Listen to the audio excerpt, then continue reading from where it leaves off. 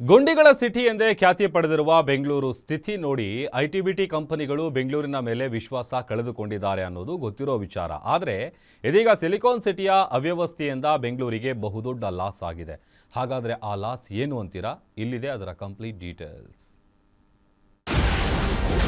ಕರುನಾಡ ಕೈ ಬಿಟ್ಟು ಆಂಧ್ರಕ್ಕೆ ಹಾರಿದ Google AI hub. ಒಂದು ಸಂಸ್ಥೆ 1,50,000 ಕೋಟಿ ಹೂಡಿಕೆ ಮಾಡತಕ್ಕಂಥ ಆರ್ಟಿಫಿಷಿಯಲ್ ಇಂಟೆಲಿಜೆನ್ಸ್. ರಾಜ್ಯ ರಾಜಕೀಯದಲ್ಲಿ ಎಐ ಸ್ಥಳಾಂತರದ ಬೆಂಕಿ ಕಿಚ್ಚು. ಅದರಿಂದ 30,000 ಉದ್ಯೋಗ ಸೃಷ್ಟಿಯಾಗ್ತಿತ್ತಿಲ್ಲಿ. ಅದನ್ನ ಕನ್ನಡಿಗರು ಕಳ್ಕೊಂಡ್ರಲ್ಲ. ಕಾಂಗ್ರೆಸ್ ಸರ್ಕಾರದಿಂದ ಕರುನಾಡಿಗೆ ನಿರ್ಲಕ್ಷ್ಯ. ನಾಲಾಯಕರೇ, ನೀವ್ ಯಾವ್ದನ್ನು ಕಾಯ್ತಾ ಇದ್ದೀರಿ ಅಂತ ಹೇಳ್ಬೇಕು ನಾವೀಗ. ಕರ್ನಾಟಕಕ್ಕೆ ಅನ್ಯಾಯ ಅಂತ ವಿಪಕ್ಷಗಳು ಕಿಡಿ. ಗೂಗಲ್ ಎಐ ಹಬ್ ವಿಚಾರದಲ್ಲಿ ಕರ್ನಾಟಕಕ್ಕೆ ದೊಡ್ಡ ಹಿನ್ನಡೆಯಾಗಿದೆ. ಬೆಂಗಳೂರು ಮಡಿಲು ಸೇರಬೇಕಿದ್ದ ಎಐ ಹಬ್ ಇದೀಗ ಆಂಧ್ರಕ್ಕೆ ಸ್ಥಳಾಂತರವಾಗಿದೆ. ಇದರಿಂದ ಕೆರಳಿರೋ ಬಿಜೆಪಿ ಹಾಗೂ ಜೆಡಿಎಸ್ ನಾಯಕರು ಸರ್ಕಾರದ ಮೇಲೆ ಹರಿಹಾಯ್ದಿದ್ದಾರೆ. ಇಡೀ ತಂತ್ರಜ್ಞಾನ ದೈತ್ಯ ಗೂಗಲ್ ಆಂಧ್ರ ಪ್ರದೇಶದಲ್ಲಿ ಕೃತಕ ಬುದ್ಧಿಮತ್ತೆ ಎಐ ಮೂಲಸೌಕರ್ಯ ಕೇಂದ್ರವನ್ನ ನಿರ್ಮಿಸಲು $15 ಬಿಲಿಯನ್ ಅಂದರೆ ಸುಮಾರು 1.33 ಲಕ್ಷ ಕೋಟಿ ಹೂಡಿಕೆ ಮಾಡೋದಾಗಿ ಘೋಷಿಸಿದೆ. ಇದು ಆಂಧ್ರ ಸರ್ಕಾರಕ್ಕೆ ಖುಷಿಯ ವಿಚಾರವಾಗಿದ್ರೆ ಕರ್ನಾಟಕ ಸರ್ಕಾರಕ್ಕೆ ದೊಡ್ಡ ಹಿನ್ನಡೆ ಎಂದು ಚರ್ಚೆಯಾಗ್ತಾ ಇದೆ. ಹೀಗಾಗಿ ನೀವು ಮಾಡಿದ ಎಡವಟ್ಟಿನಿಂದ ಇದೀಗ ರಾಜ್ಯಕ್ಕೆ ಏಟು ಬಿದ್ದಿದೆ ಎಂದು ವಿಪಕ್ಷಗಳು ಸರ್ಕಾರಕ್ಕೆ ಚಾಟಿ ಬೀಸಿವೆ. ಸಾಮಾನ್ಯವಾಗಿ ಯಾವುದೇ ದೊಡ್ಡ ಮಟ್ಟದ ಕಂಪನಿಗಳು ಹೂಡಿಕೆ ಎಂದರೆ ಮೊದಲು ಕಣ್ಣಾಯಿಸುವುದು ಕರ್ನಾಟಕದ ಕಡೆಗೆ. ಆದರೆ ಈ ಬಾರಿ ಮಾತ್ರ ಎಲ್ಲವೂ ಉಲ್ಟಾ ಆಗಿದೆ. ಮೊದಲು ರಾಜ್ಯದಲ್ಲಿ ಹೂಡಿಕೆಯಾಗುತ್ತೆ ಎನ್ನಲಾಗ್ತಾ ಇತ್ತು. ಆದ್ರೆ ಇದೀಗ ಎಲ್ಲ ಲೆಕ್ಕಾಚಾರವೇ ಉಲ್ಟಾ ಆಗೋಗಿದೆ. ಗೂಗಲ್ ಈ ಬಾರಿ ಆಂಧ್ರದ ಕಡೆ ಮುಖ ಮಾಡಿದೆ. ಇದರಿಂದ ಸಿಟ್ಟಿಗೆದ್ದಿರುವ ಬಿಜೆಪಿ ಹಾಗೂ ಜೆಡಿಎಸ್ ನಾಯಕರು ಕಾಂಗ್ರೆಸ್ ಸರ್ಕಾರದ ವಿರುದ್ಧ ಆಕ್ರೋಶ ಹೊರಹಾಕಿದ್ದಾರೆ. ಇನ್ನು ಈ ಬಗ್ಗೆ ಕಿಡಿಕಾರಿರೋ ವಿಪಕ್ಷಗಳು ರಾಜ್ಯ ಸರ್ಕಾರದ ವಿರುದ್ಧ ಎಕ್ಸ್ ಖಾತೆಯಲ್ಲಿ ಗುಡುಗಿದ್ದಾರೆ.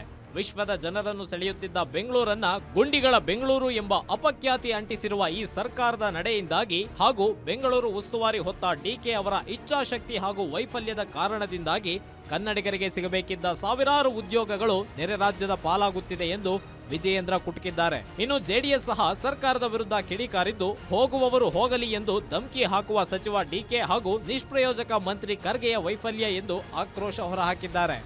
ಒಂದು ಸಂಸ್ಥೆ 1,50,000 ಕೋಟಿ ಹೂಡಿಕೆ ಮಾಡತಕ್ಕಂಥ ಆರ್ಟಿಫಿಷಿಯಲ್ ಇಂಟೆಲಿಜೆನ್ಸ್ ಒಂದು ಕಂಪನಿ ಇವತ್ತು ಅದು ಆಂಧ್ರ ಪ್ರದೇಶಕ್ಕೆ ಹೊರಟೋಗಿದೆ. ಇದನ್ನ ಈಗ ಯಾರಾದರೂ ಹೇಳ್ಬೇಕಲ್ಲ.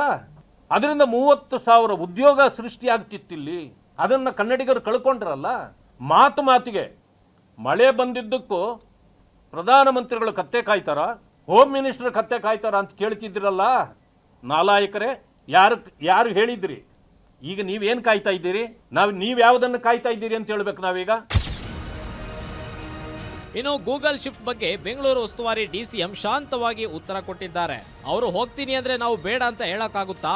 ಅವರು ಇನ್ಸೆಂಟಿವ್ ಕೊಟ್ಟು ಮಾಡ್ಕೊಂಡು ಹೋಗ್ತಾರೆ ಅಂದ್ರೆ ಹೋಗ್ಲಿ, ಪಾಪ ನಾವು ಯಾಕೆ ಅವರಿಗೆ ತೊಂದರೆ ಕೊಡಬೇಕು? ನಾವು ದಿನ ಫಾರಿನ್ ಡೆಲಿಗೇಟ್ಸ್ ಅವರನ್ನ ಭೇಟಿ ಮಾಡ್ತೇವೆ. ಇದೇ 12ರಂದು ಸಿಂಗಾಪುರದಿಂದ ಬಿಸ್ನೆಸ್ ಮ್ಯಾನ್ ಬರ್ತಿದ್ದಾರೆ, ನಮ್ಮಲ್ಲೂ ಬರ್ತಾರೆ ಎಂದು ಕೂಲ್ ಆಗಿ ಉತ್ತರ ಕೊಟ್ಟಿದ್ದಾರೆ.